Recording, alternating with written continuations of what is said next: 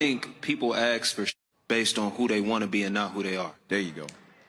I think if a woman is in a position to where she's a leader, she do her thing. Like I'm not even talking about from a traumatic place. I mean, like she's been a leader, she's been an achiever, she's been a doer all her life. I think a lot of women like that get caught up in the macro idea that they're not supposed to be that.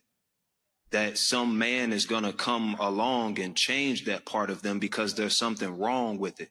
Because a woman is not supposed to be a leader, because a woman is not. So then she's asking for a man to come in and lead, to come in and plant when that's who she is. Like, shorty, you really like that, and not in a bad way. You a f***ing boss.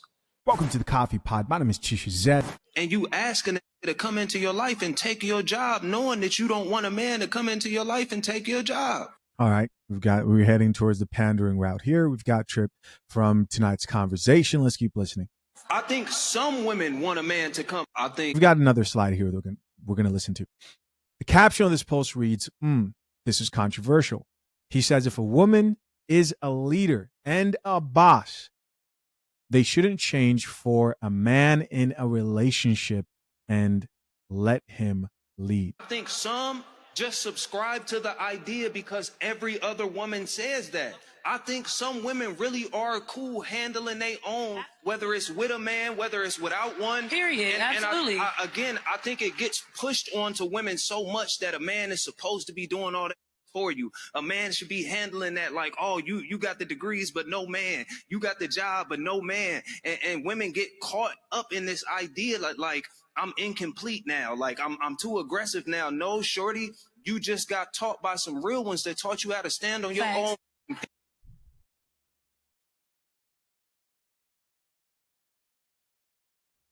This coffee smells like shit. Wow. Feet out here. And there's nothing wrong with that. You're not less woman. You're not more man for that. It's going to be dudes who resonate with the energy that you bring, and they're going to stand on that with you. The people who don't with but I think some just subscribe with it's only an unachieving individual, not even just a man. It's only an unachieving individual that do not with achievers, bro. Other achievers with achievers, whether it's from a distance, whether they with the craft, whether they fuck with the methodology, they may not with the person individually, but other winners with winners, bro. So if a woman is a winner, like a man is going to resonate with that and follow suit if he's a winner. With Oh my goodness. So there's a whole lot that's wrong with this, right? And this is part of the problem that I had. Granted, we all know that out of everybody who was a panelist here on tonight's conversation, before a lot of them had the drama and Trip left, and you had the Kita chick, I think her name is, who's outing Ace Metaphor, just all that drama. Most people would be like, Trip in most cases made some fairly good points. But, there was a lot of tea in his conversation that I caught often, and I'm sure you did too. So let's think about what he's really saying right there. He's saying they're boss babes out here, right? These strong women who are leaders. And these strong women who are leaders within relationships, these are probably the chicks who are single, they're clapping. The sea of women who paid top dollar to attend this event. He says they shouldn't settle for a submissive role within a relationship. He thinks there's a portion of them, let's be genuine here, there's a portion of them who should take the leadership role, and they want to be submissive when they should really take up that mantle and be a leader within that relationship. Now, we know that can't be true. It can't be true in most cases. Shisha, why do you say that? Well, because if you ask these women why they're struggling, it's because the men who they're dealing with want to lead. Right?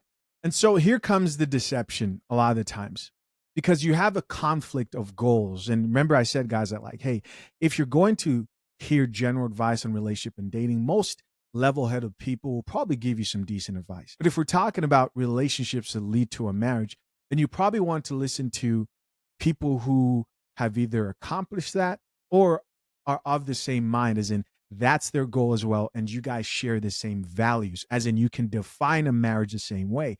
How do you define it? A man is the head, a woman takes on that helpmate role. If you don't agree and can't define marriage the same, then the foundation is going to fall apart. Now let's take a look at this.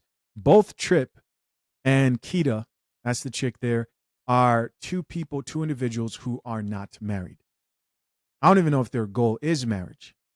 And so there's a part of this that they really can't speak to from that perspective. The problem here is the camp is split into two. And you got to ask yourself where you stand when it comes to these conversations about gender dynamics.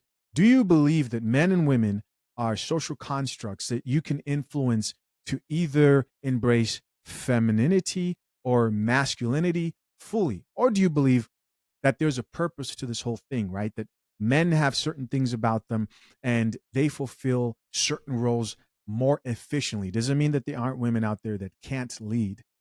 But in general, men make better leaders for various reasons. One of those being their ability, when they exercise it, to control their emotions and think rationally instead of emotionally during stressful situations. Unfortunately, there are more people who look at women as leaders when the truth is the women who are struggling in the dating market. You guys see these high earning, successful women who are like, why can't I find a man? They're struggling not because they can't accept that you are the man, that you've become the man. No, they don't realize that there is a war within them. And for them to cooperate with the type of men they find attractive, they're going to have to give up some of that leadership and power. Most of them are not willing to do that. They would rather be single, right? Because so much of their identity has been set in that boss mentality. But a lot of people, because maybe they grew up seeing strong women and not a strong masculine role model in their households, they're open to the possibility of something like this. Let's read a few of these comments. This gentleman here says, "This is facts, though. I don't get it. I don't understand how it's facts." Another person who says, "And a real man won't need you to lower yourself in his presence." Let's also touch on something that he said there. He says a winner is okay with someone else who wins. It's just not true, right? In the context that he's defining, a winner is a leader and a boss. A man who's also can be identified as a leader or a boss in his own right is typically not looking for a woman who would also define herself as a leader or a boss. Now, again, we're not talking about exceptions, because saying, oh, I've seen it before, or I know somebody who won the lottery. Yeah, good luck living your life based on that rule set. The simple plain fact is the majority of women out here are struggling. Yes, the boss babes. Yes, the leader who claim that they have everything that they want other than the man. They're struggling to find a man who they can look up to and respect because they have become those men. This chick here says, finally, someone who gets it. Thank God. I mean, you got to think about this, man. All the people that sit here and finally, that's it.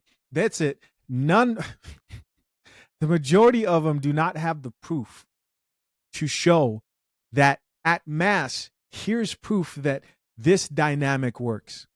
Somebody else who says you can be a successful woman and still follow your man's lead. His priority is to lead and protect. This is true, but that includes submitting to that man. You're giving up power, which is something that is not included in this conversation. You're giving up leadership. Now, the person here says he is absolutely correct. He simply didn't keep it simple. So I will. Okay, we got an expert here. All relationships aren't patriarchal. Some are matriarchal. Others are egalitarian. And still others have authority imbalances. The solution, stay out of relationships that you don't thrive in and mind your business when folks are in relationships that don't align with your truth. So again, guys, this is back to this decision of there is no default dynamic to men and women. Yes, there are households where women wear the pants, but the problem is the majority of women who want to wear the pants are by themselves. You starting to follow me? And they'll deny this and they'll fight this to their own very demise. Here's another person who says high achievers mess with higher achievers. I think. And I think that's a pretty good place to leave this conversation at. Of course, guys, I'm curious to know, what do you think comment down below. Listen, if you're a man who values providing a two-parent household for your future family, if you're currently engaged or soon to be married and are interested in a prenuptial agreement but don't know where to start, head over to fathershaverights.com. Our guide has equipped many men on knowing how to approach the process of getting a prenup before you hire your attorney, saving you in costly mistakes and giving you resources so you have peace of mind entering your marriage. Appreciate you. Till next time, I'm out. Peace.